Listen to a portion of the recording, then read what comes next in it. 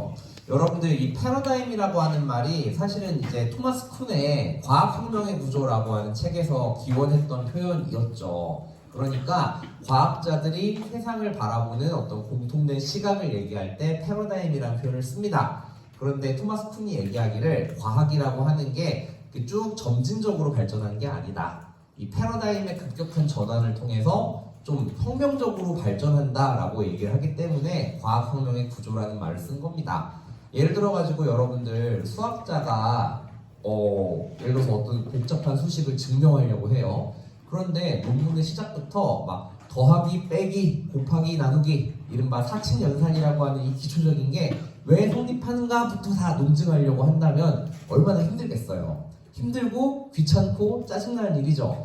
그러니까 대부분의 과학자들은 공유하는 어떤 세계관이 있습니다. 아, 이거는 우리가 맞다 치고 그 위에다가 새롭게 발견한 거를 얻는 방식으로 과학이라고 하는 것들을 하기 마련이죠. 과학을 효율적으로 수행하기 위한 방식이 사실은 패러다임이라는 개념인 것인데, 그런데 기존의 패러다임에 뭔가 문제가 생기면은 도저히 기존의 패러다임으로는 설명 안 되는 행동이 생기기 시작하면은 그 패러다임이 더 이상 유효하지 않게 되는 거잖아요. 그럴 때 누군가 새로운 패러다임을 제시하게 되고 그 패러다임을 따르는 사람들이 많아지게 되면서 패러다임의 전환이 일어난다는 얘기를 합니다. 이제 과거에 이제 물리학이 뉴턴의 보존적 물리역학의 기초에서 만들어졌다면은 그 패러다임을 깬 사람 중에 하나가 아인슈타인이고요. 아인슈타인의 상대성 원리가 이제 그러했고, 또 그 패러다임이 한 번 더 갱신되죠. 여러분들 아마 이름은 많이 들어봤을 겁니다. 양자역학의 세계. 아인슈타인은 결국 죽을 때까지 양자역학을 인정하지 않았다라고 되게 유명한 얘기죠. 알려져 있는데, 그런 식으로 과학은 패러다임의 전환을 통해서 발전해 나갑니다.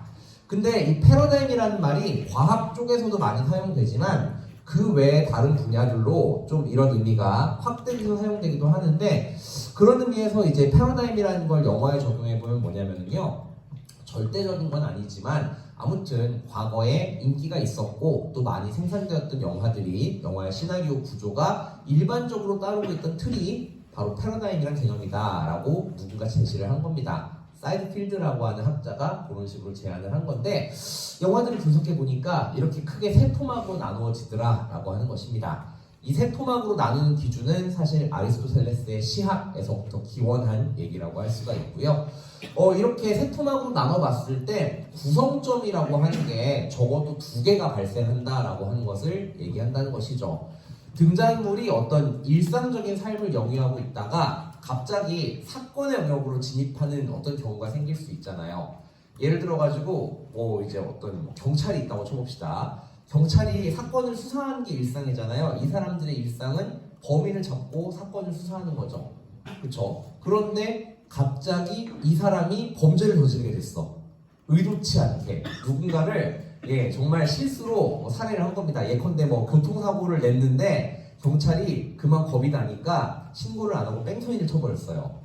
평소에 경찰이 범인을 잡는 데 주력을 했으니까 주로 나는 법을 지키는 사람, 법을 수호하는 사람의 입장이었는데 갑자기 어느 날 범법자가 된 겁니다. 그러면은 일상에서 사건으로 넘어가는 지점이 생기죠. 예를 들자면은 그런 식의 어떤 중요한 변화를 이끌어내는 포인트가 구성점이 될 수 있다는 겁니다. 1부에서 2부로 넘어갈 때가 어떤 그런 구성점, 첫 번째 구성점의 문제라고 한다면 2부에서 3부로 넘어갈 때의 문제는 일반적으로 주제로 넘어가는 지점이라는 얘기를 많이 해요. 첫 번째 구성점에서 설정된 사건은 사실 그 2부의 구성점에서 3부로 넘어갈 때 대부분 해결이 됩니다. 그러면서 새로운 주제를 발견하게 되는 계기들로 나타나게 되는 것이죠. 박찬욱 감독 영화 중에 이제 친절한 금자씨라는 영화가 있어요. 결국은 전형적인 복수담의 형태를 띠고 있습니다. 한 금자라는 여성이 있는데 이 여성이 교도소에서 나와가지고 어떤 한 남자, 자기 인생을 파멸시켰던 한 남자에 대해서 복수를 다짐하는 게 첫 번째 구성점에 해당합니다. 그러면서 자기와 함께 복수를 도와줄 사람, 자기의 조력자들을 모으고 복수 계획을 실행해 나가는 게 이제 중반부의 어떤 흐름을 형성하게 되는 것이죠. 그런데 제가 말씀드렸잖아요. 첫 번째 구성점에서 설정된 사건은 사실은 2부가 끝날 때쯤 되면은 일단 그 결과가 종료됩니다. 무슨 소린고 하니 복수를 하려면 일단 걔를 잡아야 되잖아요. 찾고 잡아야 되죠. 그러니까 실제로 금자가 복수를 하겠다고 마음먹은 그 남자를 잡는데 성공해요. 근데 그 잡는데 성공하는 게 여기서 잡는 게 아닙니다.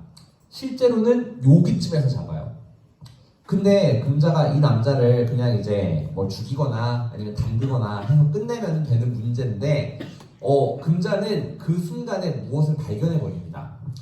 자기 아이가 이제 그 남자한테 이제 유괴된 거죠. 그러니까 그 남자가 정확하게는 아이를 유괴한 다음에 내가 지은 죄를 네가 뒤집어 써라 라는 식으로 금자를 이제 위기에 몰아넣었던 거라고 볼 수가 있어요. 내 딸을 이제 잃어버리게 만든 나쁜 놈입니다. 근데 이 사람의 물건을 뒤지다 보니까 내 딸의 소지품이 있는데 그 연령대 아이들이 쓸 법한 되게 다양한 종류의 다른 물건들, 내 딸의 것은 아니지만 아무튼 그런 아이들의 물건들 같은 게 다수 발견된 겁니다. 그러면서 뭔가 깨닫죠. 희생자가 내 딸만이 아니구나. 이놈의 새끼가 내 딸만 그런 게 아니라 수많은 다른 아이들도 지금 그렇게 만들었구나. 그래서 여기서 주제의식으로 넘어갑니다. 금자의 개인적인 복수라는 차원에서 공동체 전체의 복수. 근데 법망으로는 해결할 수 없는 어떤 사적 복수의 세계로 넘어가는 것이죠. 그래서 금자는 그 희생자들을 하나하나 찾아요. 희생자들의 유족들, 가족들을 찾은 다음에 그들과 함께 공동으로 복수를 하는 방법을 택합니다. 어떤 식이냐면요, 좀 잔혹한 방식이긴 한데 돌아가면서 칼빵을 놓는 방식입니다. 예. 한 명씩 돌아가면서 그 나쁜 놈이 갇혀있는 그 방에 들어가서 한 명씩 찌르고 나오는 거예요. 어떤 사람은 도끼를 쓰기도 하고 어떤 사람은 칼을 쓰기도 하고 그러면서 점점 고통을 가하는 거죠. 제일 마지막에 이 최민식 씨가 맡았던 배역인데요. 결국은 이 나쁜 놈을 끝장낸 거는 자기 손녀를 잃은 할머니가 가위를 조용히 이 사람의 목덜미에 꽂고 나옵니다. 근데 그 가위가 되게 참 미장센적으로 되게 가슴 많이 아픈 게 초등학생들이 쓰는 되게 얇은 가위 있잖아요. 그 문구용 가위. 그러니까 자기 손녀의 물건인 거죠. 그거를 이제 꽂고 나옵니다. 복수를 이렇게 완료를 하죠. 그러니까 제가 드리고 싶은 말씀은 그겁니다. 1부에서 설정된 구성점의 목표는 복수를 완료한다. 즉 개인적 복수를 완료한다 일 텐데 그 목표가 2부에서 3부로 넘어가는 구성점에서는 공동의 복수, 공동체의 어떤 정의 실현이라는 차원으로 바뀌게 됩니다. 그러면서 영화 전체의 주제의식이 확장되는 과정을 보여주는 것이죠.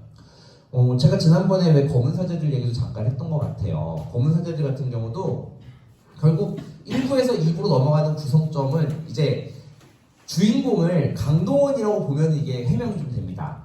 강동원이라고 하는 존재가 이 구마의식의 보조사제로 인정을 받는 과정, 그래서 참여하게 되는 과정을 그리는 빌드업이 사실은 1부에서 쭉 그려집니다. 악령에 들린 소녀가 나타나고 이 소녀를 구마하려는 의식들이 행해져 왔는데 보조사제로 원래 선임됐던 사람이 도망가 버리고 그래서 풋내기인 이 보조사제를 이제 선임하게 되고 그래서 얘를 믿을 수 있을까?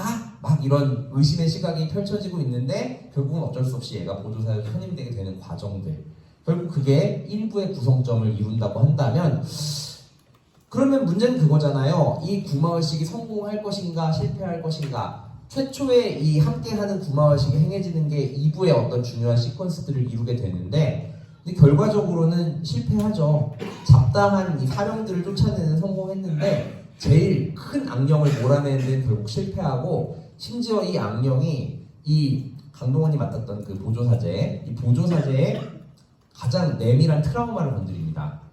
이 보조사제는 이런 트라우마가 있어요. 과거 어렸을 때 동생이 걔한테 물려 죽은 겁니다. 근데 구해달라고 동생이 이렇게 외치는데 너무 무서우니까 결국 동생을 구해주지 못하고 도망쳐요. 그래서 이 트라우마가 되었기 때문에 신학교 생활이 자기랑 되게 안 맞는데도 불구하고 신부가 되는 길을 택한 겁니다. 내가 나의 몸을 주님께 바치면 내 동생의 영혼이 구원을 받을 수 있지 않을까라는 생각 때문이었던 거죠. 근데 결국은 자기의 가장 그 은밀한 트라우마랑 이 구마 과정에서 마주치게 되니까 그만 그곳을 도망쳐 나와 버립니다. 그런데 결국은 자기의 마음을 다잡게 되죠. 어둠 속에서 자기를 바라보고 있는 동생의 환영을 봐요. 그러면서 이제는 도망치지 않겠다는 다짐을 합니다. 그리고 다시 구마의식을 하기 위해서 돌아가는 장면이 있는데 그게 2부에서 3부로 가는 구성점을 만든다고 할 수가 있을 거예요. 그 본사제였던 김은석 씨가 맡았던 그 배역이 있는데 그 이렇게 묻습니다. 너 이제 앞으로 여기 진입하면은 너 이제 앞으로 술 없이는 잠들지도 못하고 세상 누구도 너를 인정해주지 않을 텐데 하겠느냐? 라고 얘기를 합니다. 하겠다고 다짐을 하죠. 그래서 한 단계 등급이 격상돼요. 원래 보조사제는 예식의 진짜 보조 역할만 맡습니다. 경계선 바깥에 존재해야 되고 기록하는 역할, 그다음에 언어를 옮기는 역할만 하게 되어 있는데 김효석이 이렇게 얘기하죠. 이놈은 센 놈이니까 너랑 나랑 같이 해야 된다. 이제 넌 보조사제 아니다. 나랑 같이 하는 사람이다. 본사제의 위치로 격상되게 됩니다. 그리고 최종적인 구마 과정이 3부에서 묘사가 되는 것이죠. 자, 그러면서 어떤 주제의식의 발견이라는 게 생겨납니다. 결국은 자기의 과거, 어두웠던 트라우마를 극복하고 일종의 좀 다크히어로, 그러니까 숨겨진 영웅으로 거듭나는 어떤 한 나약한 존재의 성장서사를 보여준다고 할 수가 있는 것이죠. 그런 의미에서 본다면은 굉장히 이 시나리오의 패러다임을 잘 따르고 있는 시나리오가 검은 사제들이라고 볼 수가 있을 겁니다. 자, 이 구성점이라고 하는 것은 이렇게 이해해 볼 수 있을 것 같은데요. 우리가 그 고전적인 시퀀스 구조를 일반적으로 8개로 분석을 많이 합니다. 1부에 2개, 2부에 4개, 3부에 2개 이렇게 배정되어 있는 스타일인 것이죠.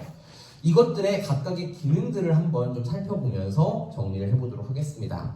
자, 시퀀스 A에서 가장 첫 번째 시퀀스죠. 해야 되는 가장 중요한 임무 중에 하나는 정보를 제시해 주는 거예요. 이 등장인물에 대한 정보, 그 다음에 이 사건이 펼쳐지고 있는 세계에 대한 정보, 더더군다나 판타지 영화나 SF 영화처럼 특정한 세계관, 그러니까 우리가 알고 있는 일반적인 현실의 법칙이 아니라 좀 별도의 법칙이 존재하는 세계에서는 그 법칙을 얼마나 빠르게 관객한테 이해시킬 것인가의 문제가 굉장히 중요하게 작동합니다. 자, 그리고 그러면서 자연스럽게 관객의 호기심을 끄는 게 또 중요해요. 요새는 시퀀스 A 이전에 오프닝 시퀀스를 별도로 쓰는 경우들도 좀 많은 것 같아요. 뭐가 오프닝 시퀀스입니까? 라고 보신다면은 영화 메인 타이틀이 등장하기 전에 영화에서 먼저 잠깐 보여주는 장면들 있죠. 그걸 오프닝 시퀀스라고 생각하시면 돼요. 그러니까 시퀀스 A 이전에 별도의 시퀀스를 하나 마련해가지고 그렇게 짤막하게 보여주는 경우들도 요새는 많이 쓰고 있더라. 뭐 예를 들어가지고 베테랑 같은 영화 생각해 본다면은 이 형사들이 그냥 잡범 하나 잡는 얘기를 보여주면서 이 형사들이 어떻게 일을 하는 존재들인지, 그 다음에 이 조직의 구성은 어떻게 되어 있는지 이런 것들에 대한 정보를 제공하는 것을 볼 수가 있죠. 자, 이렇게 누구, 무엇, 그리고 언제, 어디, 무슨 상황에서 영화가 진행될 것인가를 보여주는 게 시퀀스 A의 중요한 목적이고요. 이 각각의 시퀀스는 나름대로 좀 독립적인 구조를 가지고 있다고 말씀드렸잖아요. 처음, 중간, 끝에 소다미들이 한번 반복되게 됩니다. 자, 그럼 어떤 식으로 시퀀스 A는 이야기를 끌고 나가는가? 관객의 호기심을 끄는 목적을 가지고 있습니다. 가장 고전적인 방식은 어떤 하나의 미스테리 혹은 수수께끼를 던지면서 의문점을 만들면서 저건 뭐지? 쟤는 누구지? 이런 의문을 품게 만드는 방식입니다. 뭐 이것과 더불어서 주인공의 일상에 대한 스케치가 함께 이루어지게 되죠. 데이비드 하워드가 사용하는 개념인데요. 시퀀스 A에서 이렇게 설정해둬야 되는 중요한 것 중에 하나가 개시점이라고도 부르거나 도발적 사건이라고도 부르는 어떤 개념입니다. 이거는 결국 기존에 이 평온했던 일상에 처음으로 좀 파문이 있는 무언가 앞으로 뭔가 발생할 것임을 알려주는 복선 같은 장치입니다. 예를 들어가지고 어떤 딸이 납치된 아버지에 대한 얘기를 영화로 그린다고 생각을 해보세요. 그럼 딸이 실제로 납치를 당하는 장면이 첫 번째 구성점을 형성하게 되겠죠.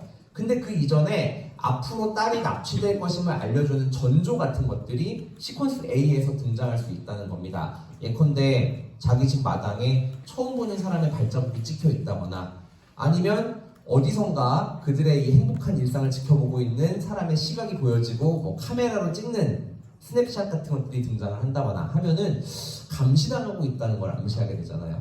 이들의 평온한 일상이 곧 위협을 받게 되리라는 것을 암시하는 그런 지점들이 생겨날 수 있다는 겁니다.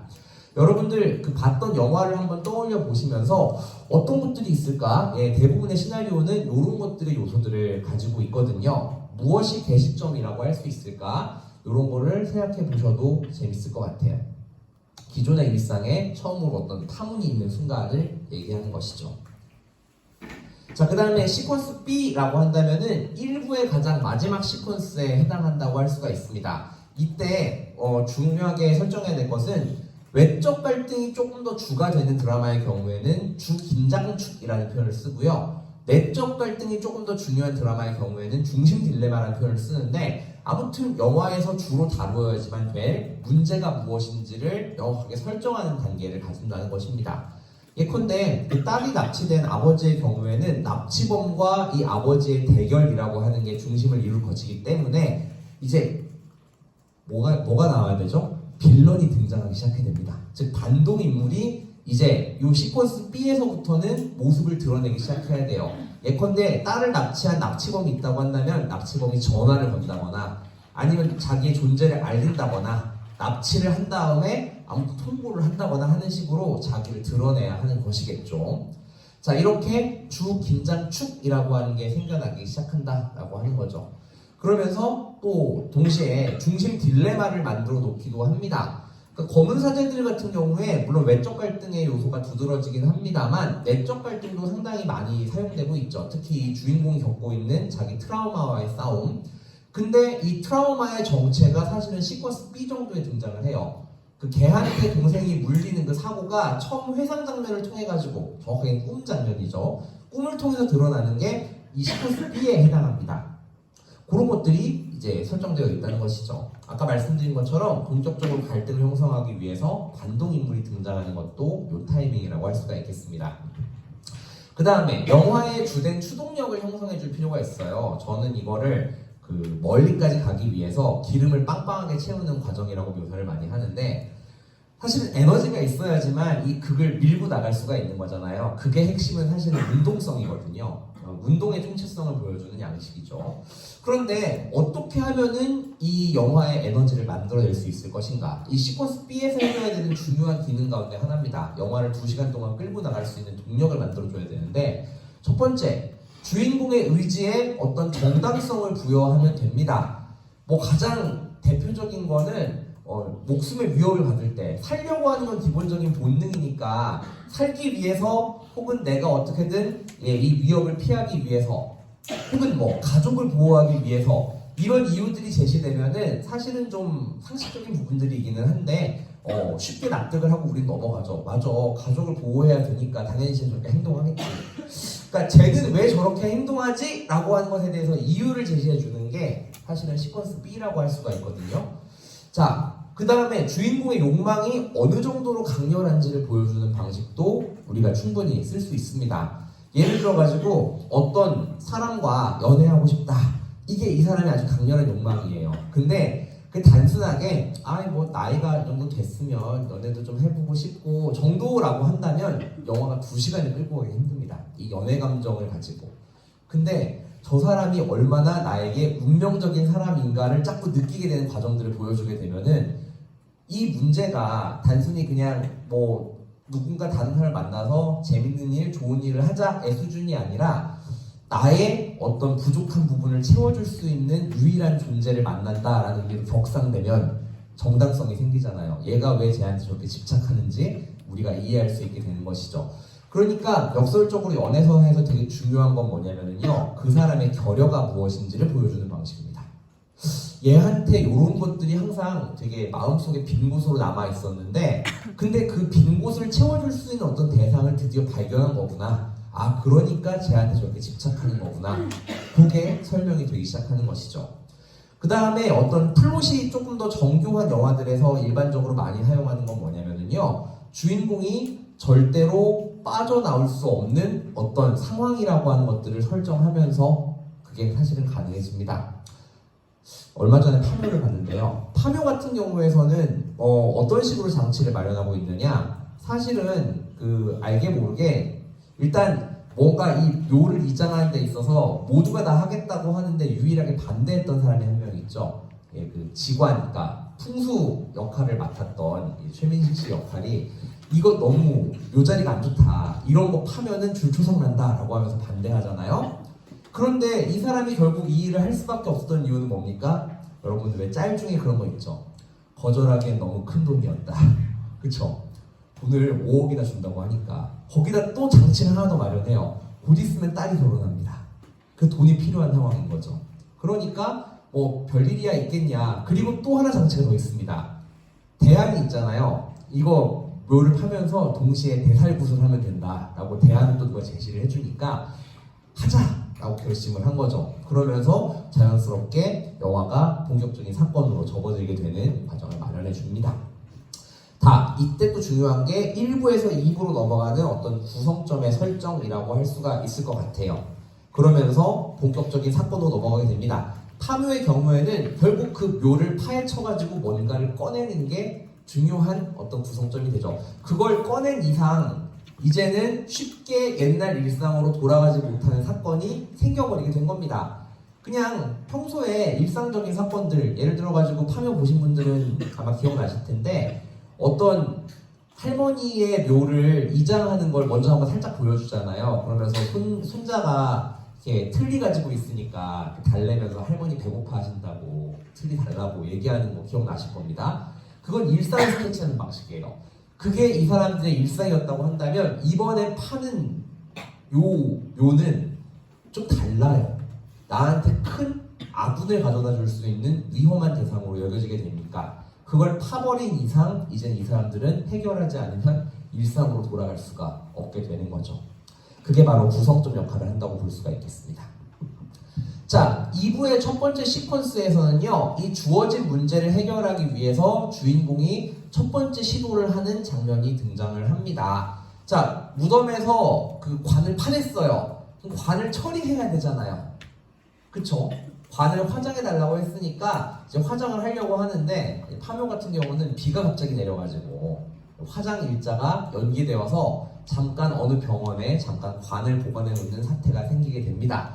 그런데 통상 이 첫 번째 시퀀스 같은 경우는요, 어떤 결과하고 드러나게 되냐면은 실패한다는 사실로부터 시작합니다. 무언가를 시도하는데 실패해요. 자, 화장을 하려고 하는데 실패하죠. 그래가지고 악령이 이제 돌아다니기 시작을 하는 겁니다. 그러면서 커다란 문제가 막 생기기 시작하죠. 그래서 결국은 여차저차 해가지고 어쩔 수 없이 이거를 빠르게 화장을 하면서 이 시퀀스가 종료되게 됩니다. 그러면서 뭔가 행복한 일상으로 돌아온 것처럼 보였지만 근데 또 새로운 사실을 여기서 알게 되는 거죠. 이 관 하나가 문제가 아니다. 요 밑에 뭔가 또 있다. 이제 파묘 얘기는 그만할게요. 혹시 보실 분들 있을지 모르니까 더 얘기하면 안 될 것 같습니다. 파묘의 진짜 얘기는 그때부터 시작됩니다. 자, 시퀀스 뒤에서는요, 주인공의 첫 번째 시도가 실패로 돌아갔다는 사실과 함께 시작하는 시퀀스라고 할 수가 있을 것 같아요. 여기서는 이른바 중간 극점이라고 하는 걸 형성하게 됩니다. 중간 극점은 왜 만들어지냐면요, 영화의 서사라고 하는 거는 무한히 많은 다양성의 가능성들의 세계가 앞에 펼쳐져 있습니다. 근데 이 모든 것들을 다 취급할 수 있으려면 영화가 무한히 길어져야 돼요. 영화라고 하는 건 시간적 제약이 존재하는 장르잖아요. 그러니까 선택과 집중을 확실하게 해줘야 될 만한 타이밍이 생깁니다. 시퀀스 D 정도 되면은 영화가 절반 정도 흘렀을 시점이거든요. 절반 가까이 가는 시점인데, 그러면은 나머지 후반부에서 해결해야 될 문제의 초점을 명확하게 잡아주지 않으면은 영화가 점점점 산으로 갈 수 있다라고 하는 거죠. 그런 의미에서 이 중간 극점이라고 하는 걸 형성하는데요. 통상 이런 겁니다. 주인공의 첫 번째 노력과 함께 만들어지는 결과물, 그리고 주인공을 더욱 곤경에 빠뜨리는 새로운 사실을 제시하는 거. 네, 묘를 하나 파가지고 겨우겨우 화장해서 사태를 해결했더니 그 밑에 관이 하나 더 묻혀 있는 겁니다. 이게 일종의 중간 극점에 해당하겠죠. 사례를 좀 바꿔볼게요. 아까 납치범 얘기했으니까. 자, 딸이 납치를 당했어요. 근데 납치범이 나한테 거액의 돈을 요구합니다. 그래가지고 내가 이 돈을 마련하는 것은 현실적으로 좀 어려워요. 누군가 납치를 당했다고 했을 때 사람들이 일반적으로 택할 수 있는 가장 손쉬운 해결책은 뭐죠? 경찰에 신고를 하고 경찰의 조력을 받는 거일 겁니다. 경찰들이 조심조심해서 접근을 했는데 이 납치범이 어떻게 알았는지 그 사실을 알고 뭔가 소포를 하나 보내와요. 이게 딸의 것인지 아닌지 모르겠는데 손가락이 하나 들어있습니다. 와, 깜짝 놀라요. 그래서 전화가 딱 와요. 한 번만 더 경찰에 신고하면 네 딸 죽여버리겠어. 막 협박을 하는 겁니다. 첫 번째 시도가 실패로 돌아갔다는 사실을 인지하면서 그럼 결국 어떤 문제들이 만들어지냐면요. 주인공이 양자택일을 할 수 있는 해결책이나 장애물들 중에 일부를 제거해 버립니다. 아, 경찰의 힘을 받는 것은 불가능하구나. 그렇다면은 경찰의 힘을 빌지 않고 사태를 해결할 수 있는 방법을 찾아봐야겠다. 그래서 처음에 포기했었던 돈을 빌리는 일을 해보기 위해서 사방팔방 뛰어다녀 본다거나, 그런데 도저히 돈을 구할 수가 없다는 사실을 깨닫게 된다거나, 그러면은 남은 선택지는 뭐밖에 없죠? 내가 해결해야 한다 밖에 없는 거죠. 또 마침 이 아버지가 전직 특수부대 출신입니다. 혹은 정보사 출신이에요. 그래가지고 이 아버지가 알고 봤더니 은퇴한 힐러 출신입니다. 그런 설정들 대중 영화 되게 많잖아요. 그래서 그래, 이제 남의 힘 빌리지 않고 내가 직접 해야겠다라는 생각을 하는 거죠. 자, 그런 것들, 이런 것들이 바로 중간 교점의 형성이라고 할 수가 있고요. 시퀀스 2 같은 경우는 이게 경우에 따라서 좀 달릴 수 있습니다. 얘기를 조금 더 풍성하게 만들고 싶을 때는 등장하지 않았던 새로운 인물을 등장시키면서 일종의 서브플롯을 삽입하는 경우들도 있고요. 이것이 이제 주된 사건과 병치되면서 특유한 효과를 가져오기도 하는 거죠. 그러니까 납치범 얘기, 아버지 얘기 이 대결을 그리는데 알고 봤더니 이 납치범한테 납치를 당한 아이가 또 있는 거예요. 그래가지고 서브플롯 형태로 그런 것들을 이제 또 만들어 볼 수도 있을 것이고, 조금 더 복잡한 사건을 다룰 때에는 주인공의 노력을 조금 더 묘사해서 시퀀스 C나 D에 해당하는 비슷한 단위를 한 번 더 반복해 주기도 합니다. 자, 그리고 시퀀스 F로 넘어가게 되면요, 이건 2부의 가장 마지막 시퀀스니까 주인공이 이 문제를 해결하기 위해서 이전보다 더 큰 노력을 기울이는 어떤 과정을 보여주게 돼요. 대부분 1부에서 설정된 문제는 이 시퀀스에서 해결을 봅니다. 근데 완전한 해결이 아니라 더 큰 문제를 야기하고 결국 이게 주제의식의 발견으로 간다라고 하는 걸 볼 수 있는 것인데, 예컨대 그 딸의 이 납치범, 딸이 지금 이렇게 숨어있는 어떤 곳을 찾았는데, 근데 이제 최악의 경우에는 딸을 찾긴 찾았는데 살아있는 상태로 못 찾을 수도 있고요. 그러면은 이제 딸을 찾겠다, 가족을 지키겠다라고 하는 최초의 문제의식이 뭘로 바뀌죠? 잔혹한 복수극의 형태로 바뀌게 됩니다. 내가 이놈의 뼈를 씹어가지고 갈기갈기 찢어버리겠다 막 이제 이런 게 나오는 거죠. 잔혹한 복수를 다짐하거나, 아니면 딸의 은신처를 찾긴 찾았는데 근데 딸이 뭔가 온전한 정신이 아닌 거예요. 너무 트라우마에 시달리는 겁니다.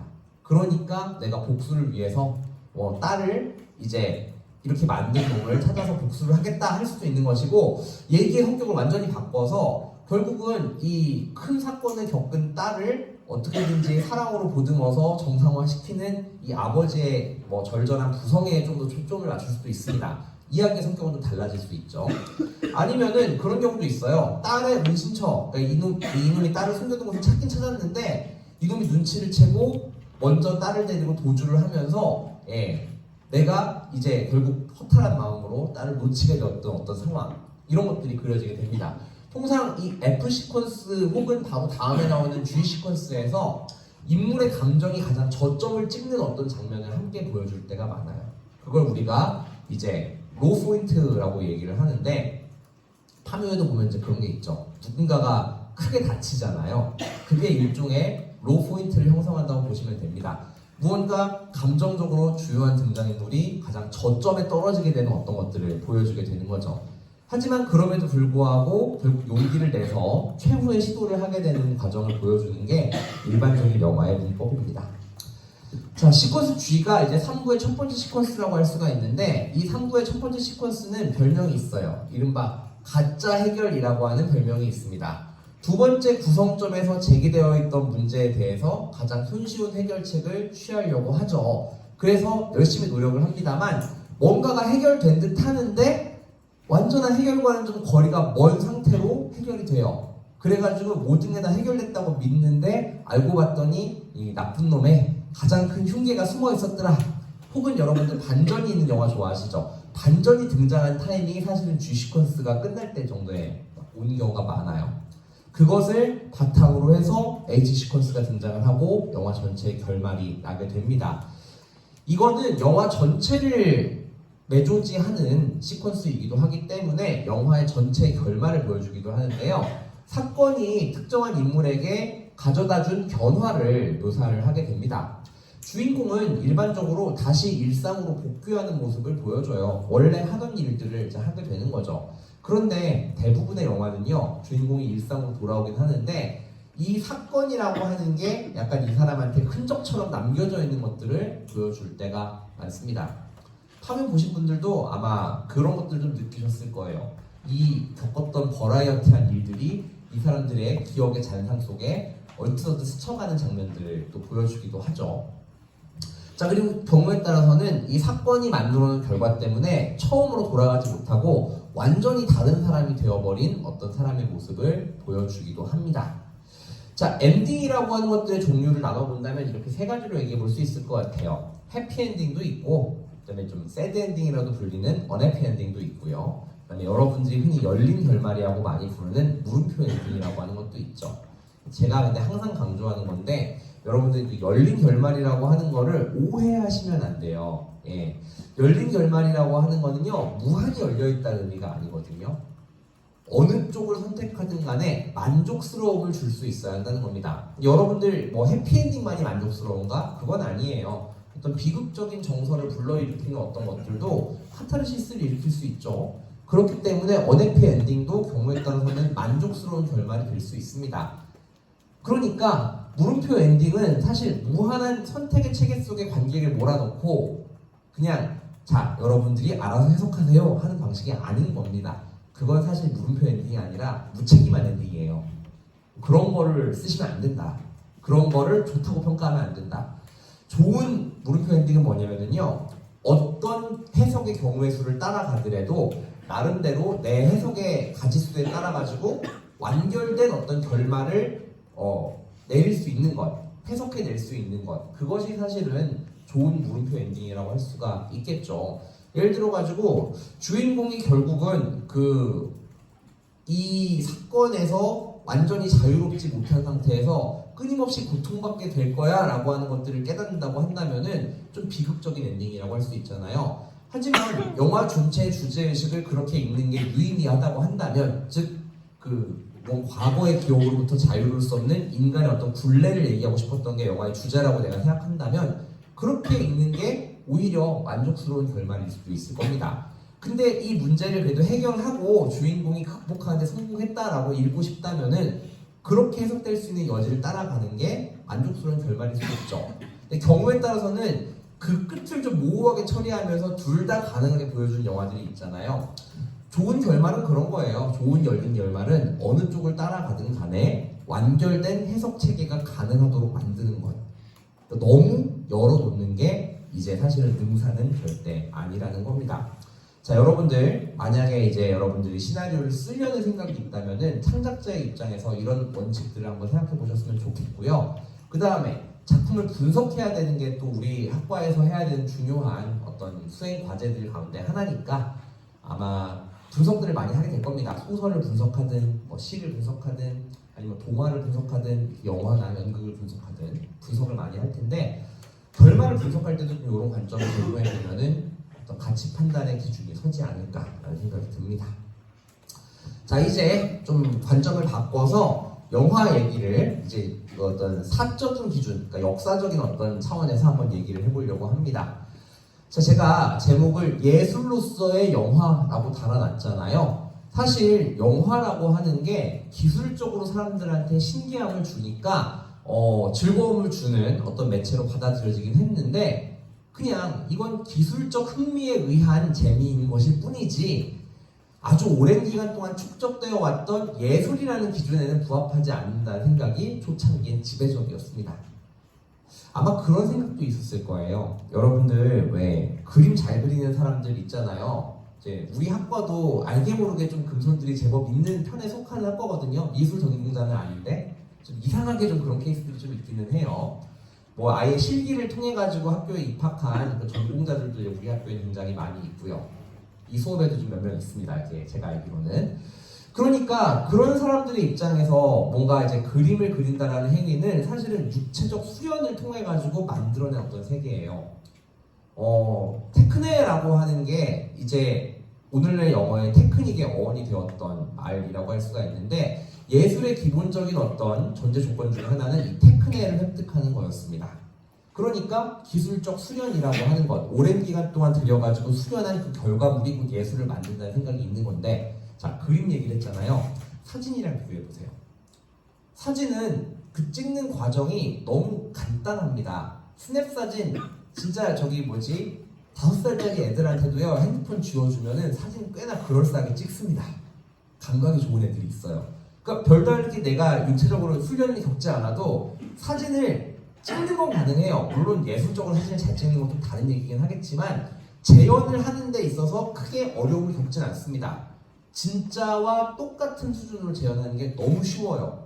그러다 보니까 아마 사진으로부터 출발한 영화도 예술로 인정을 못 받았던 측면이 있는 것이 아닌가 싶기도 합니다. 그런 이유들 때문에 초창기의 영화는 사실 예술로 인정을 받지 못해왔던 것이죠. 그런데 이런 움직임에 대해서 또 영화를 사랑하는 사람들은 또 반감이 있었겠죠. 영화를 진지한 예술의 하나로 인정받고자 하는 그런 투쟁들이 펼쳐지게 됩니다.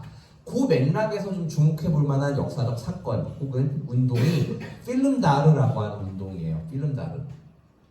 자, 초창기의 사진들은, 그러니까 초창기의 이제 영화들은 모션 픽처라고 하죠. 활동 사진의 형태였습니다. 무슨 소리고 하니 그 안에 어떤 이야기 요소가 없어요. 그냥 짤막하게 진짜 짧은 분량, 1, 2분 정도 되는 분량으로 그냥 실제로 존재하는 어떤 현상을 찍어서 보여주는데 그쳤습니다. 예컨대 뭐 르미에르 형제의 열차의 도착 같은 작품 생각해 보시면은 그냥 기차가 플랫폼에 들어오는 거를 찍은 게 다예요. 별다른 편집도 없어요. 심지어 공장을 나서는 노동자들, 여러분들 유튜브 찾아보시면 있을 겁니다. 1분인가 2분 동안 버전이 되게 여러 개가 있는데요. 똑같아요. 공장 문이 열리고 퇴근한 노동자들이 계속 쏟아져 나오고 다 쏟아져 나올 때까지 쭉 보여주고 있는 게 다입니다. 근데 그 단순한 내용만 보여줘도 움직이는 이미지라고 하는 것들을 사실상 그렇게 생생하게 처음 접했던 사람들 입장에서는 신기하고 재밌을 수밖에 없다는 것이죠.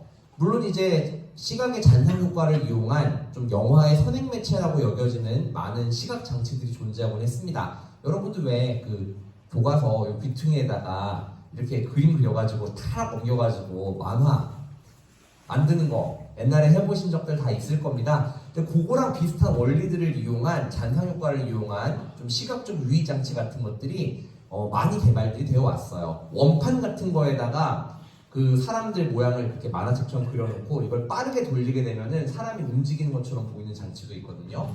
뭐 조에트로프 같은 장치가 대표적인데 그런 것들이 많이 있긴 했지만 아무튼 영화는 이렇게 스크린에다가 진짜 사람이 자연스럽게 움직이는 상대적으로 긴 화면을 보여주니까 신기했더라는 겁니다. 근데 문제는 뭐죠? 그 신기함이 얼마나 오래 가겠느냐는 겁니다. 사람의 욕심은 끝이 없잖아요. 재밌는 걸 더 보고 싶죠. 그래서 점차 이 움직이는 영상에 어떤 이야기를 담아서 보여주기를 원하게 됩니다. 그러면서 활동사진은 점차 극영화의 형태로 변화하게 되는 것인데요. 자, 근데 문제가 있죠. 활동사진을 찍는 정도 수준이라고 한다면 필름 수급에 큰 문제가 없습니다. 그냥 존재하는 모든 것들을 찍으면 돼요. 심지어는 어떤 벽을 무너뜨리는 사람의 모습 이런 것들도 보이거든요. 아주 원초적인 트릭이 여기서 생겨나기도 합니다. 사람이 이렇게 생긴 벽이 있는데 그걸 망치를 들고 깨서 부수는 걸 보여줘요. 근데 그거를 나중에는 어떤 트릭도 쓰느냐? 필름을 거꾸로 돌립니다. 그럼 어떻게 되죠? 예, 벽이 생겨납니다. 그런 식의 시각적 트릭을 보여주기도 했지만 여전히 그 사람들은 이야기가 있으면 좋겠다는 생각을 하기 시작했는데 근데 생각해보세요. 이야기를 담은 영화라고 하는 게 어느 날 갑자기 확 하고 많이 나올 수가 있나? 생산에 차질을 빚기 시작합니다. 사람들의 수요는 이만큼 올라갔는데 생산량이 뒷받침이 안 돼요. 그래서 급하게 내린 처방이 뭐였느냐? 당시에 인기가 있었던 연극 작품을 카메라로 찍어서 그걸 극장에서 상영하는 방식입니다. 연극을 이제 마치 통조림에 넣듯이 집어넣어가지고 사람들한테 자 까서 드세요 라는 식으로 극장에서 상영을 했던 것이죠. 그런 식의 흐름을 우리가 필름다르라고 부릅니다.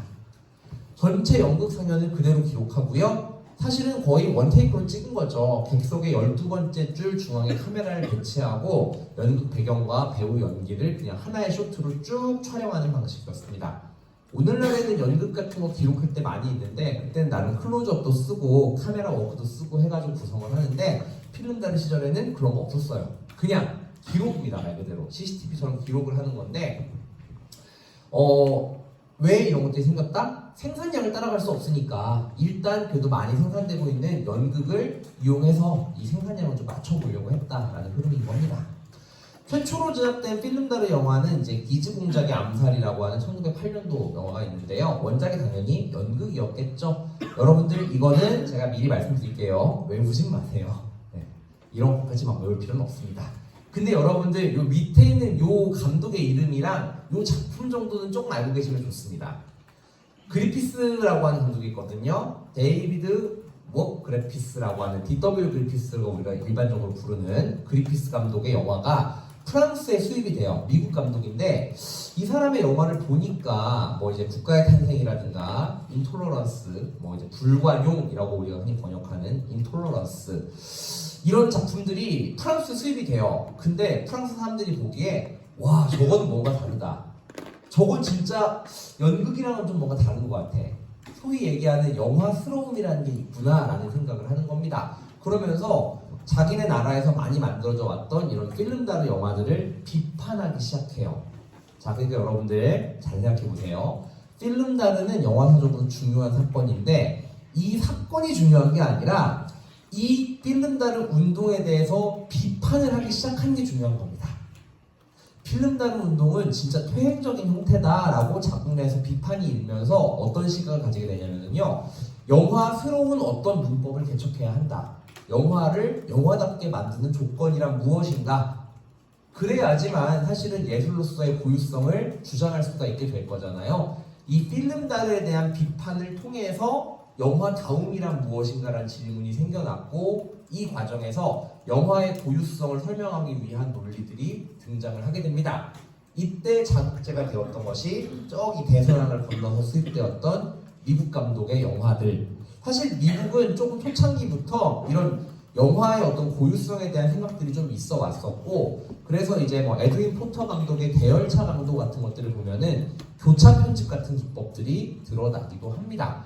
즉 미국 감독들의 영화를 봤더니 편집이라고 하는 요소가 두드러지더라.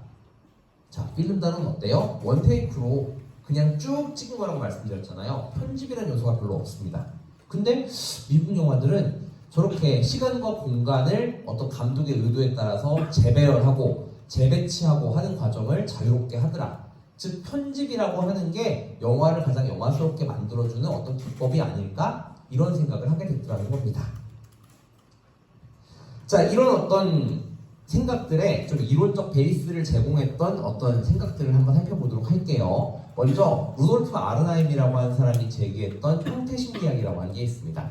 이 사람은 영화 예술의 물리적인 현실과 영상적인 현실 사이의 차이를 강조합니다. 그러면서 있는 그대로 현실을 옮겨놓는 영화는 사실 예술일 수가 없다라고 하는 것을 전제하고 있죠. 아까 제가 말씀드렸잖아요. 카메라로 사진을 찍는 게 왜 예술로 인정받지 못하는가? 기계적 재현이라는 거죠. 그냥 기술적으로 이건 그냥 기술의 차원에 불과한 얘기인 것이지 세상을 바라보는 어떤 예술가의 독창적 비전을 보여주지 못한다. 물론 풍경을 진짜 사진처럼 정밀하게 그리는 것도 예술의 한 분야로 인정받을 수 있겠습니다만 일반적으로 예술이라고 한다면 어떤 작품을 통해서 나의 주관을 드러내 보여주는 게 중요하다라고 여러분들 알고 계시잖아요. 그러니까 어떤 사람의 눈에 봤을 때는 빛 때문에 왜곡되어서 보이는 그 형상이 진리로 보이는 것이고 또 어떤 사람의 경우에는 뭐 피카소의 큐비즘 같은 거 생각하시면 되죠. 혹은 뭐 칸딘스키나 몬드리안이 그렸던 그런 추상회화들 나는 세상이 이렇게 생겼다고 믿어 라고 한다면은 그게 진리로 받아들여지는 겁니다. 표현의 영역이라는 것이죠. 예술이라고 하는 것은. 아르나임은 그런 전제를 기본적으로 승인합니다. 그럼 뭐라고 주장해야 되죠? 영화를 예술이라고 주장하기 위해서는 이 명제를 깨야 되는 거예요.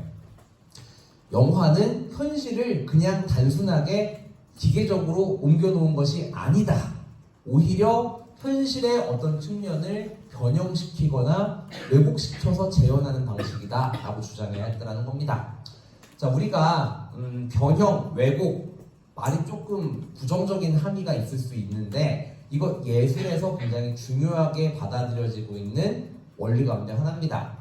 프랑스어로는 데포르마시옹이라고 얘기하고요. 영어식으로 얘기하면 디포메이션입니다. 형태를 변형시킨다라고 하는 것이죠. 네, 변형과 왜곡, 이게 미학의 중요한 원리로 받아들여져 왔다라고 하는 것인데, 그럼 영화는 왜 우리가 일반적으로 알고 있는 것과 달리 왜 현실을 그대로 재현하는 것이 아니라고 얘를 주장했을까? 일단 이런 것들을 주장한 거예요. 자, 봐라, 현실은 3차원 입체인데 스크린은 평면이잖아. 입체를 평면에 옮기는데 어떻게 같은 거야? 라고 주장을 했던 겁니다. 이게 첫 번째고요. 두 번째는 그러다 보니까 사물을 바라보는 어떤 거리감, 원근감의 문제라든가, 그 다음에 영상을 재현하는 방식의 크기가 파괴될 수 있다. 생각해보세요. 화면을, 사람 얼굴을 클로즈업 하면은 이따시만한 사람 얼굴이 세상에 어디 존재해요. 그러니까 영상 크기의 파괴라고 하는 것은 바로 그런 의미입니다. 영화는 이 현실을 재현하기는 하는데 있는 그대로 현실을 그대로 옮겨오는 방식은 아니다. 어떤 목적에 의해서 확대하거나 축소하거나 혹은 편집하는 과정들을 통해 가지고 다르게 재현하는 방식이다라고 주장하려고 했던 겁니다. 자, 조명과 색조의 차이, 그쵸? 그 조명의 효과에 따라 가지고도 느낌이 되게 많이 달라지잖아요. 그리고 그것도 생각해 보셔야 됩니다. 아르나임이 주장했던 시대의 영화는요, 흑백 영화였고요, 무성 영화였습니다. 야, 현실은 총천연색인데 지금 영화는 흑백으로 재현되잖아. 그러니까 현실을 그대로 옮긴 건 아니야 라고 주장할 수 있었더라는 거죠. 그 다음에 영상으로 그것이 재현될 때와 입체적으로 느낄 수 있는 사물 사이의 조형성은 상당히 다르다라는 점을 얘기하기도 합니다. 아까 또 말씀드렸던 것처럼 편집에 의해서 시공간의 질서가 재배치된다는 것, 이것도 되게 중요하게 지적했던 측면이었고요. 그 다음에 무성 영화다 보니까 시각 외에 다른 감각들이 부재한다. 우리가 현실적으로 살아가는 공간은 촉각적으로 느낄 수 있는 것도 있고 소리도 들리고 냄새도 나고 오감이 지배하는 어떤 곳이잖아요. 그런데 과거 무성 흑백 영화는 그냥 시각적인 어떤 것들로만 재현을 하니까 현실을 그대로 옮긴 거라고 주장하기는 어렵다. 이게 아르나임의 근거였던 겁니다. 영화 예술은 심리적 감각을 통한 지각 행위에 의존한다라고 설명해요. 그러면서 재현 예술이 갖는 어떤 한계를 극복 가능하다라는 점을 얘기하고 있기도 합니다. 자, 그러면서 또 현실 세계와 정신 세계 사이에 밀접한 관계를 강조하는데 이게 이른바 형식주의 영화론의 대전제로 여겨집니다. 제가 말씀드렸던 이 형식주의 영화론이라고 하는 게 이 아르나임의 생각으로부터 출발을 해서 우리 나중에 배우게 될 몽타주 기법, 그 다음에 이제 뭐 미장센 이런 것들까지를 포함하는 게 형식주의 영화론에 해당합니다. 즉 영화의 형식에 좀 더 관심을 기울이는 거죠. 영화라고 하는 것은 어떠한 형식을 취하고 있는가. 자, 현실 세계와 정신 세계 간의 밀접한 관계. 그러니까 보세요. 완벽하게 현실에 존재하는 어떤 것들을 감각적으로 옮겨놓는데 영화는 실패하잖아요. 그럴 수 없는 거잖아요. 근데 사람들이 이걸 보면서 현실에 무언가를 떠올린다? 관객들은 기본적으로 능동적으로 반응하는 존재임을 어느 정도 전제하고 있었더라는 겁니다. 즉 관객의 정신 속에서 이렇게 재현된 어떤 것들의 왜곡성을 현실의 모습으로 치환할 수 있다는 것을 얘기하는 것이죠. 자, 그 다음에 형식주의 영화론, 이제 우리 소비에트 영화들의 이론들을 좀 살펴보도록 하겠습니다. 바로 이제 소비에트 몽타주 이론을 좀 말씀드리고 싶은 건데요. 몽타주 이론과 관련된 중요한 영화가 한 편 있어요. 그거는 나중에 제가 여기다 다운을 받아놨는데 시간 여유를 좀 보고 한번 보여드리도록 하겠습니다. 아마 오늘 보여드릴 수 있을지 모르겠는데 다음 주쯤 한번 보여드릴 수 있을 것 같습니다. 자, 플레쇼프라고 하는 사람이 사실은 이 소비에트 몽타주 이론의 선구자 정도? 그러니까 어떤 시작점이라고 볼 수 있을 것 같아요. 이 사람이 이제 국가 하나의 연구소, 영화 연구소에서 재직을 하고 있었는데 어떤 실험을 하나 하게 됩니다. 바로 모주힌 실험이라고 하는 건데요. 그 이반 모주힌이라고 하는 소비에트 배우가 있어요. 이 사람 굉장히 유명해서 많은 헐리우드 영화들에도 출연을 했던 배우입니다. 약간 국민 배우라고 생각하시면 돼요. 근데 이 사람의 얼굴을 가지고 실험을 하나 해본 게 있습니다. 일단 이 실험을 이해하기 위해서 먼저 이 플레쇼프가 품었던 의문점 하나를 먼저 말씀드려야 될 것 같아요. 플레쇼프가 보니까 데이비드 그리피스 같은 감독의 영화를 봤더니, 이런 미국 영화들을 봤더니 특징이 한 가지 있더라. 일반적인 뭐 자기네 나라에서 만들어 놓은 소련 영화나 아니면은 유럽 영화들, 여타 유럽 영화들에 비해서 확실히 커트의 분할이 좀 잦다. 커트가 좀 짧다. 짧은 컷들이 이렇게 병치되어 가지고 만들어지는 경우가 많더라. 근데 이걸 봤더니 확실히 좀 기존의 다른 영화와는 다른 색깔이 좀 느껴지더라라고 하는 것입니다. 그러면서 이런 생각을 한 거죠. 이 커트와 커트 사이의 결합이라고 하는 게 그 사람들의 어떤 특정한 반응 내지는 어떤 정신을 만들어내는 것은 아닐까라고 생각을 하게 되었다는 겁니다. 그래서 실험을 하나 해봐요. 아까 말씀드린 이반 노주인이라고 하는 배우의 무표정한 얼굴 딱 그것만 봐가지고는 저 표정이 뭘 뜻하는 건지 좀 알기 힘든 그런 어떤 그림을 보여줍니다. 그러면서 각각 다른 쇼트들을 병치하기 시작하는 것이죠. 경우에 따라서는 무표정한 얼굴 뒤에다가 이제 김이 싹 나는 맛있어 보이는 스프 접시를 딱 보여줍니다. 그러면은 관객들의 기억 속에 있었던 모주인의 얼굴이 뭔가 살짝 배고파 보이는 것처럼, 그러니까 뭔가 좀 약간 굶주린 사람이 음식물을 갈망하는 표현처럼 보인다는 것이죠. 이미 모주인의 얼굴은 스쳐 지나갔는데 관객들은 기억이 날 거잖아요. 스프를 딱 보는 순간에 맞아, 그 사람의 얼굴은 이런 표정이었어 라고 기억한다는 것입니다. 그런데 그 모주인의 무표정한 얼굴을 보여준 다음에 아름다운 소녀의 모습을 보여줘요. 그러면은 뭔가 이 모주인의 얼굴이 기억 속에서 뭔가 사랑에 빠진 사람의 황홀한 표정? 약간 이런 걸로 기억이 된다는 것이죠. 반대로 모주인의 무표정한 얼굴을 보여주고 어떤 시체, 장례식 장면 이런 것들을 보여주게 되면은 뭔가 애도하거나 비통해하는 표정처럼 보이기도 하더라는 겁니다. 여러분들 왜 그 모나리자의 얼굴이 신비롭다는 얘기를 하잖아요. 어떤 특정한 표정으로 잘 해석이 안 되고 사람의 기분이나 감정에 따라 가지고 되게 다르게 보인다고. 그거랑 좀 비슷한 효과가 일어나는 것 같습니다. 물론 이제 뭐 스푸마토 기법이라고 하죠. 그런 어떤 기법들의 문제로 이 모나리자의 신비한 미소를 설명하는 경우도 많고, 그 이유도 있어요. 모나리자 보시면 눈썹이 없거든요.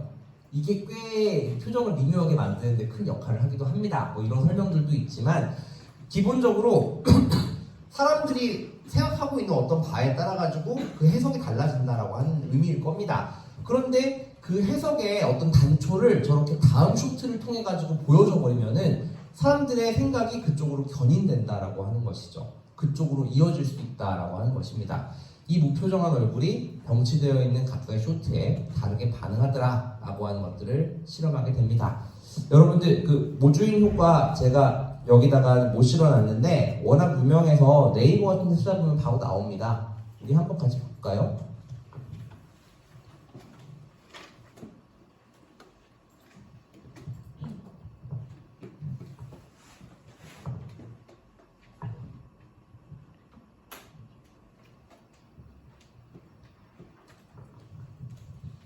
자, 요겁니다, 요거. 아, 잠깐만, 이미지로 찾아보자. 이미지로 찾으면은 좋은 게 있을 것 같아. 네, 요겁니다, 요거. 여러분 이거 크게 보려면 어떻게 보지?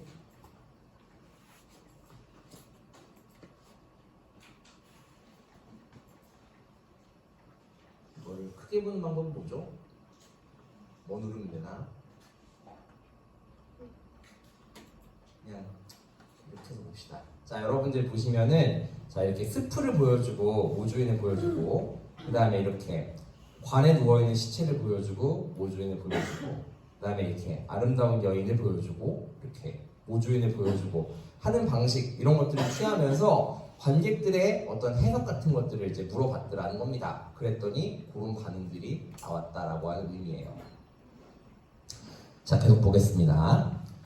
자, 모자이크 인간이라고 하는 실험도 해요. 그러니까 예를 들어 본다면은 이런 겁니다. 소녀의 발, 그 다음에 장정의 이 손, 그 다음에 무파의 눈동자, 그 다음에 청년의 입, 그 다음에 뭐 예를 들어서 뭐 좀 더 연령대가 어린 어떤 존재의 뭐 어깨, 이런 식으로 각각의 인간들을 약간 프랑켄슈타인을 만들듯이 이런 식으로 빠르게 쇼트들을 결합해가지고 보여주게 되면은 분명히 다른 신체 부위들을 보여주고 있음에도 불구하고 그것들이 결합되면은 하나의 사람에 대한 신체를 형상화하는 것처럼 보일 수 있다는 것이죠.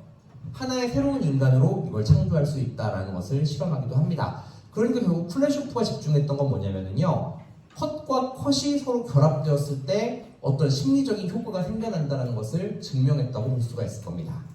이런 모주인 실험들을 위시한 플래시오프의 이런 시도들을 힘입어서 이후에 소비에트에서는 이른바 몽타주, 즉 편집에 의해 가지고 만들어지는 특정한 효과들을 열심히 실험하게 됩니다.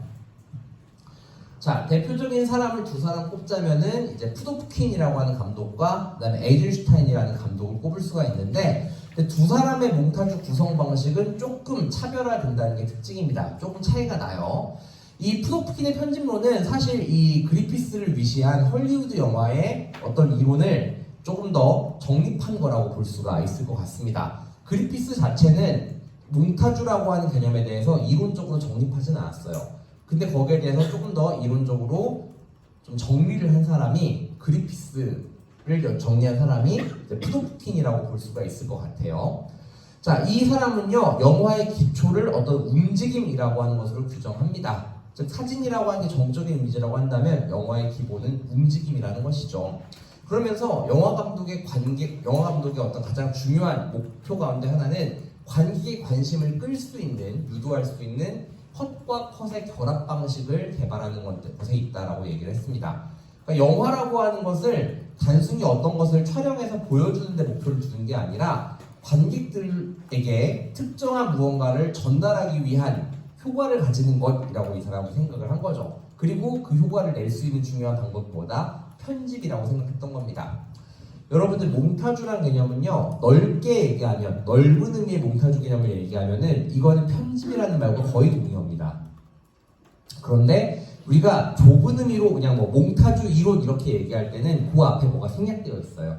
소비에트 몽타주 이론이라고 하는 말이, 소비에트가 생략되어 있습니다. 우리가 어떤 이론을 얘기할 때, 몽타주 이론이라고 얘기할 때는요, 뭐 푸도프킨이나 에이젠슈타인 등등을 위시한 소비에트의 감독들이 좀 의도적으로 실험했던 특정한 기법으로서의 몽타주를 얘기하는 게 일반적입니다. 여러분들 이 두 개를 좀 구별할 줄 알아야 돼요.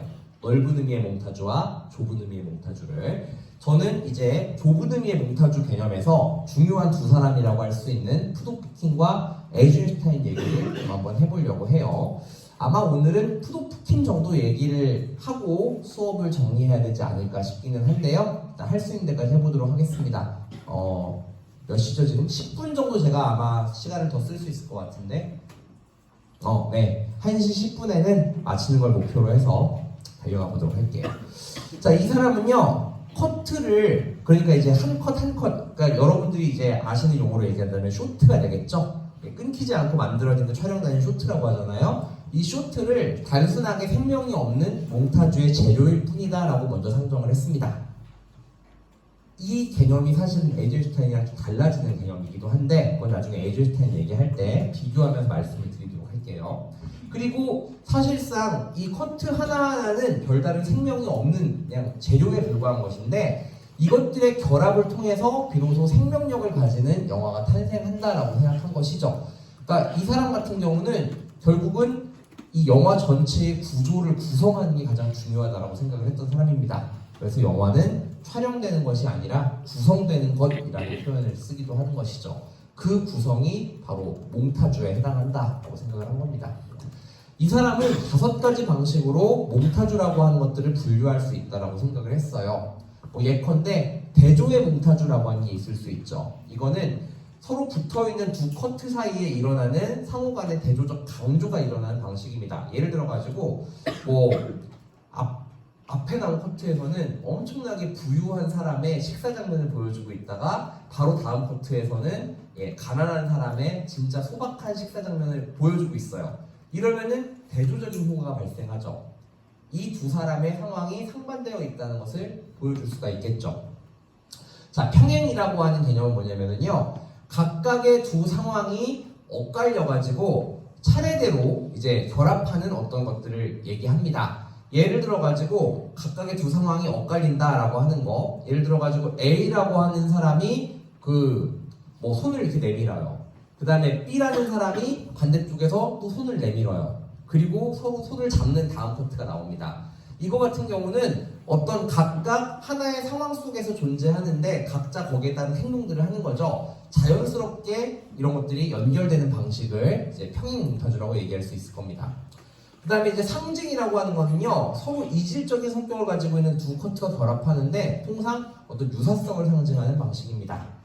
예를 들어가지고 이런 거죠. 어떤 사람이 이제 뭐 평화를 위해서 애쓰다가 그만, 그러니까 예를 들어서 뭐 조국의 독립을 위해서 애쓰다가 그만 이제 그 제국군한테 잡혀가지고 사형을 당하게 됩니다. 근데 이 사람의 목숨이 끊어지는 순간에 그 다음 장면에 비둘기 한 마리가 퍼드득 하면서 날아간다고 쳐보세요. 이게 어떤 이 사람의 순결한 영혼을 상징하는 것이죠. 예, 유사성을 보여주는 방식입니다. 이 사람이 품었던 고매한 이상, 이것과 비둘기가 상징하는 어떤 고결함이라고 하는 게 통하잖아요. 유사성을 통해서 상징을 만들어주는 방식들, 이런 것들도 생각해 볼 수가 있는 것이죠. 동시라고 하는 건 뭐냐면요, 다른 장소에 있는데 같은 시간대에 일어나고 있는 두 상황을 컷백하는 방식입니다. 서로 이렇게 붙이는 방식이라고 할 수가 있는데, 예를 들면 이런 거죠. 그 강의실에서 막 강의가 일어나고 있는 지금 시간이에요. 여러분들 같은 사람들이 강의를 듣고 있습니다. 그런데 아직까지 수업이 이제 5분도 채 남지 않았는데 아직까지 못 오고 있는 친구가 있어요. 그 친구가 부랴부랴 집에서 일어나서 시계를 보면서 막 서두르고 있습니다. 막 이제 머리도 못 감고 모자 하나 둘러쓰고 급하게 외투를 입고 뛰쳐나오고 있어요. 그 상황과 강의실에서 막 강의가 이루어지는 장면을 교차 편집해 주는 겁니다. 그럼 같은 시간대인데 다른 장소에 있는 상황이 연결되는 거니까 동시에 몽타주라고 얘기할 수가 있겠죠. 나머지 것들은 여러분들 대부분 다 충분히 이해할 수 있는 건데 요건 좀 독특할 겁니다. 라이트 모티프라는 말을 하는데 사실은 음악 쪽에서도 많이 사용하는 용어죠. 그러니까 예를 들어서 소나타 같은 경우에 특정한 어떤 주제를 담은 어떤 프레이즈가 반복적으로 재현되는 경우들 종종 있을 수 있잖아요. 이렇게 강조 효과를 노리기 위해서 특정한 이미지라든가 혹은 뭐 화소 같은 것들을 반복적으로 몽타주하는 방식을 이제 라이트 모티브라고 얘기를 합니다. 예를 들어가지고 아까 제가 그 비둘기 얘기했잖아요. 그 비둘기 같은 것들이 한 번만 나오는 게 아니라 좀 중간중간 반복적으로 등장을 한다거나 한다면 그게 일종의 라이트 모티브로 기능한다라고 평가할 수가 있는 것이겠죠. 나중에 제가 그 전환 포템킨 보여드리면서 이 라이트 모티브가 쓰이고 있는 부분도 짚어서 설명을 해드리도록 하겠습니다. 자, 다음 페이지. 자, 푸도프킨이라고 하는 사람을 이제 마지막으로 설명을 하고 마치도록 할게요.